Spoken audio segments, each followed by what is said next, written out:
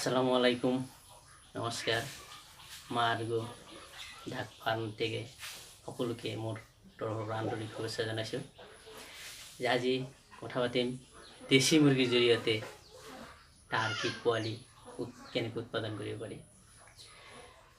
যে মোৰ এইটো ফাৰ্ষ্ট পদক্ষেপ, মোৰ প্ৰথম পদক্ষেপ হৈছে যে দেশী মুৰ্গীৰ জৰিয়তে টাৰ্কিৰ পোৱালি উৎপাদন কৰিম।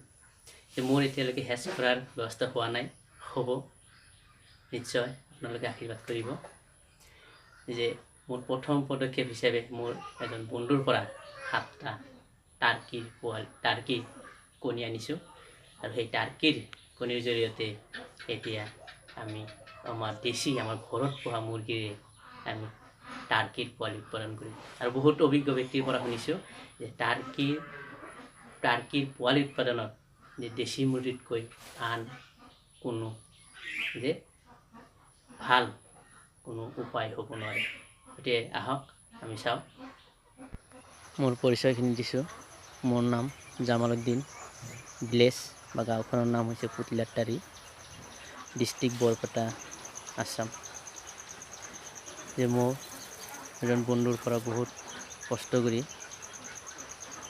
7টা ডিম সংগ্ৰহ কৰিব পাৰিছোঁ, আৰু এই 7টা ডিম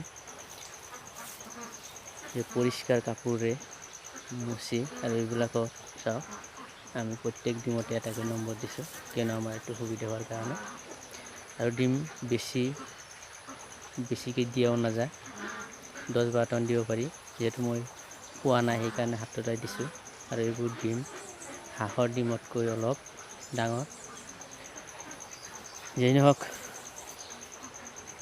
ইমানখিনিতে যিখিনি আপোনালোকে আপডেট পাইছে, নেক্সট পোৱালি উঠিলে পুনৰ এই ক্ষেত্ৰত মই ভিডিঅ' বনাম।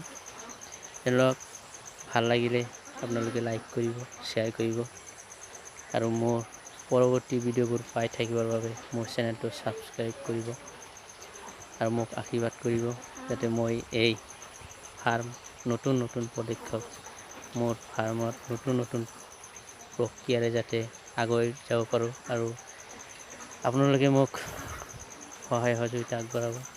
আৰু কোনো যদি প্ৰয়োজন, মোৰ পৰামৰ্শ যদি কিবা প্ৰয়োজন হয়, নগণ্য ব্যক্তিৰ পৰামৰ্শ যদি প্ৰয়োজন হয়, তেনেহ'লে আপোনালোকে কল কৰিব 9365324418।